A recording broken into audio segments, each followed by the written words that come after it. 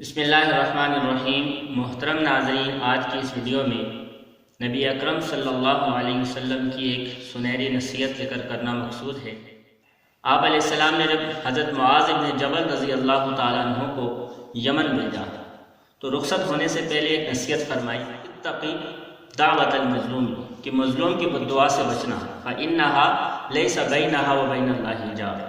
کیونکہ مظلوم کی بد دعا میں اور اللہ تعالیٰ کے درمیان کوئی حجاب اور کوئی پردہ نہیں ہے۔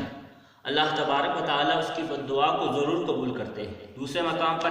ایک روایت میں اس کی تفصیل آئی ہے، اللہ فرماتے ہیں کہ میں ضرور بضرور اس کی مدد کروں گا، اگرچہ وقتی طور پر فوری مدد نہ ہو لیکن اس کی مدد ضرور کی جاتی ہے۔ لہٰذا آج ہم بہت سے لوگوں کے ساتھ یہ سوچ کر ظلم زیادتی کر لیتے ہیں اور یہ سوچ کر کسی کا حق کھا جاتے ہیں کہ وہ ہمارا کیا بگاڑ لے گا، کہ میں معاشرتی طور پر مضبوط ہوں، مالی طور پر میں مضبوط ہوں، سیاسی طور پر میں مستحکم ہوں، تو یہ غریب آدمی ہے، یہ میرا کیا بگاڑ لے گا۔ کسی کہنے والے نے بڑی پیاری بات کہی کہ وہ معاملات کہ جن کو یہ سمجھ کر کیا جاتا ہے، وہ ظلم و زیادتیاں جن کو یہ سمجھ کر کیا جاتا ہے کہ کوئی میرا کیا بگاڑ لے گا، تو ایسے معاملات وہ جلدی اللہ تبارک و تعالیٰ کے یہاں پہنچ جاتے ہیں۔ تو یہ بڑے خطرے کی بات ہے، یہ اللہ تبارک و تعالیٰ کے غصے اور غضب کو دعوت دینے والی بات ہے۔ ایک اللہ والے بزرگ سے کسی نے کہا کہ حضرت کچھ نصیحت فرما دے، تو بڑی پیاری نصیحت فرمایا کہ بس اس بات کا دھیان رکھنا کہ کوئی تمہاری شکایت اللہ سے نہ کرے۔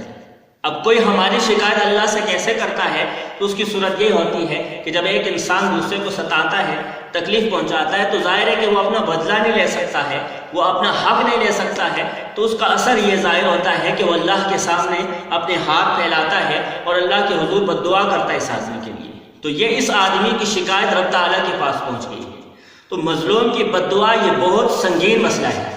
ہم یہ سمجھتے ہیں کہ شاید اس سے انسان کی آخرت برباد ہوتی ہے، آخرت تو برباد ہوتی ہی ہوتی ہے، لیکن انسان کی دنیا کا بھی بڑا غرق ہو جاتا ہے۔ تو اس دنیا میں رہتے ہوئے ہمیں چونکہ یہاں آخرت کی تیاری کرنے آئے ہیں، تو کوئی ہمارا فعل، کوئی ہمارا عمل ایسا نہیں ہونا چاہیے کہ جس سے ہم دوسروں کے لیے تکلیف کا، دوسروں کے لیے دکھ کا اور ذریعہ بنے اور دوسروں کے حقوق کو ہم برباد کرنے والے بنے۔ یہ زیادتیاں کل قیامت کے دن اللہ کے حضور جب پیش ہوں گے تو زندگی کے ایک ایک لمحے کا وہاں جواب دینا ہوگا۔ اس مختصر سے نصیحت میں میرے اور آپ کے لیے پیغام یہی ہے کہ ہم بھی مظلوم کی بد دعا سے اپنے آپ کو بچائیں، ظلم کرنے سے اپنے آپ کو بچائیں۔ دعا ہے جو کچھ کہا سنا کہ اللہ تبارک و تعالیٰ اس پر عمل کرنے کی توفیق عطا فرمائے۔ گزارش یہ ہے کہ مزید اس طرح کی ویڈیوز کے لیے ہمارے اس چینل تعلیم اسلام میڈیا کو سبسکرائب کر لیں اور اس ویڈیو کو اپنے دوستوں